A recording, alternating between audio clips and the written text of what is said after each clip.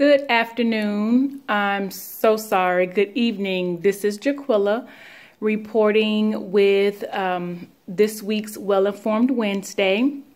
It's kind of late. It's 8:26 today, September 13th, but better late than never. Let me go ahead and dig in because I have a few things that I would like to share. First off, I want to hope everyone is safe in the wake of Irma.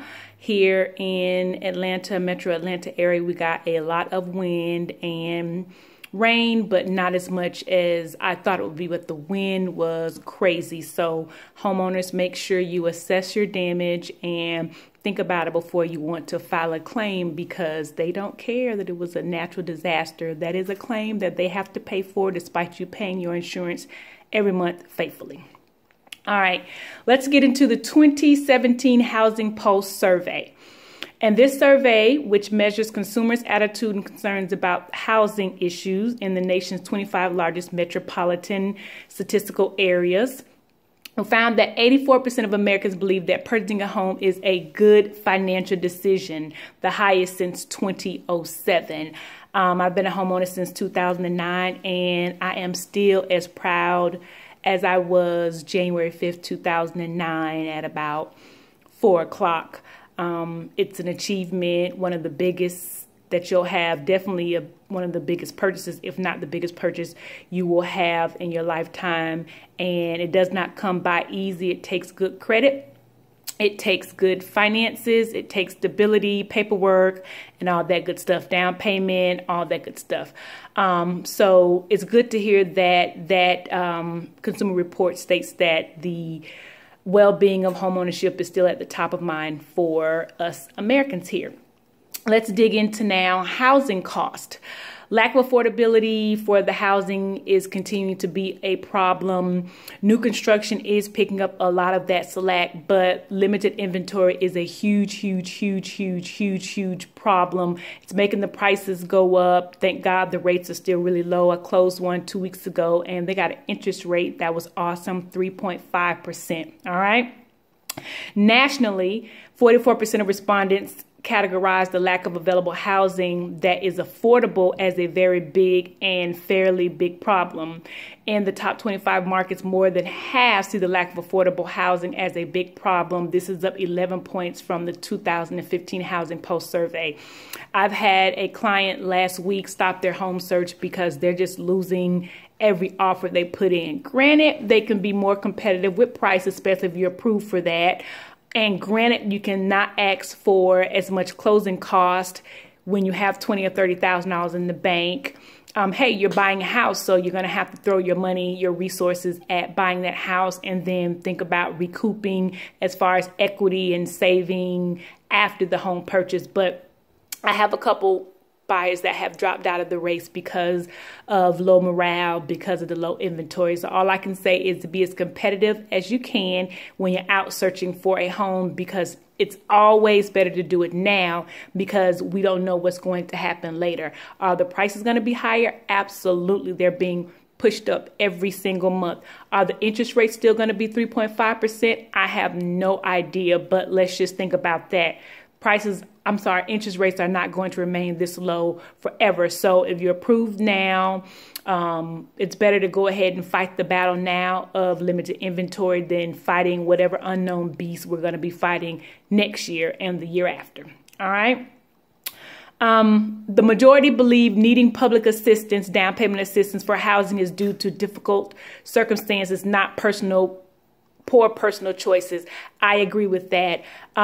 People are working and people are trying to save and people are trying to live. So that chunk of money that most people typically think you have to put down on a home, 20%, is not the norm. Yes, a lot of people do have it. I see bank accounts that are just loaded, but the average person doesn't have $120,000 in their bank. That particular person I just quoted is a business owner of a successful Asian Chinese restaurant. So everybody's circumstance is different. But for the average Joe, you don't have that in there. That's why the government implemented those programs on the city, local, and state levels to help with what was the biggest problem with homeownership, which was down payment. So we have those programs. They have been up and running. I talk about them all the time. I'm still surprised there's so many people that don't know they're available, since that is the number one hindrance, but they are out there. Make sure the moment you think about homeownership, you contact a realtor so that they can give you all of those little nooks and crannies of information that you need to make your home search just that much easier. All right. Couple more notes.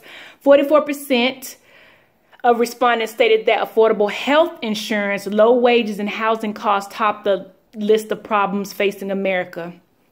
Health insurance, got a problem with that. 40% believe that banks and lenders require a down payment of 15% or more when buying a home. Very incorrect. You can get down payment assistance where you can get a FHA loan, which requires you to put down 3.5%. You add the down payment assistance from the city, local, and state levels, and that can be put down to a smaller they call it minimum contributions, and most programs have $1,500 out of pocket, your skin in the game that you have to have. So 15% down is not true at all. Again, a part of my job is to educate and make sure that potential and future home buyers are aware. But when you think about homeownership, again, the first thing you need to do is contact a realtor and a lender so that we can set the record straight of the truths and not what you heard from your coworker or your mom who bought a house 20 years ago, or that person that just likes to read and get all of their information from the internet, which half of that stuff is not true. The other half is propaganda. So make sure you're talking to a professional. Budget. When forced to choose, 51% picked a neighborhood with better schools. I live in Conyers. I love the school my son goes to. Shout out to the vice president of membership for C.J. Hicks Elementary School. I stay here despite me wanting to move downtown so bad because my son is in the dual language program here at C.J. Hicks.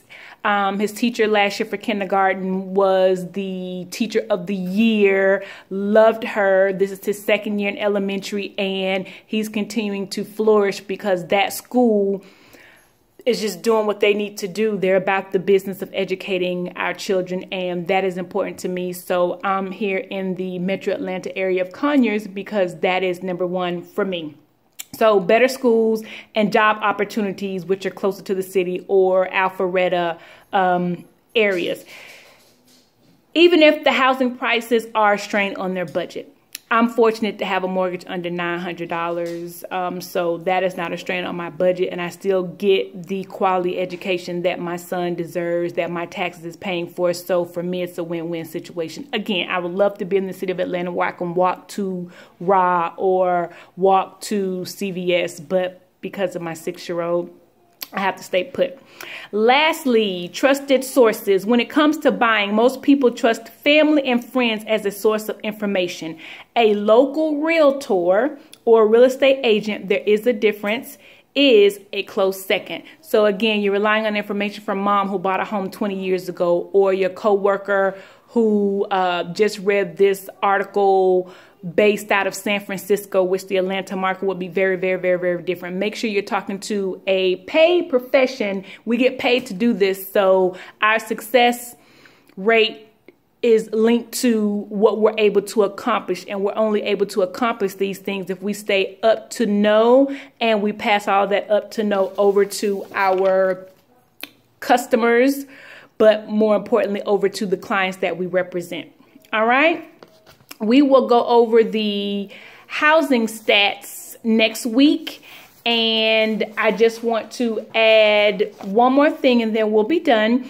There is a home buyer workshop which entitles you to that down payment assistance that we paid, excuse me, that I talked about. The second to last one will be September 30th. That's a couple weeks away. It's the first time home buyer education workshop through the Urban League of Greater Atlanta. It's HUD funded. HUD, which is a housing and urban development, they want you to be empowered so that you can become a homeowner and those tax dollars can continue to roll over into our schools, like I was talking about CJ Hicks, into our police departments, into the infrastructure, the roads, and all those different things. So homeownership is bigger than just you being a homeowner. It's about community. It's about all of us. So that next class is September 30th. And if you can't make that, you can mark your calendar for November 18th. And that will be it for 2017. But again, attending that class is very helpful, very educational.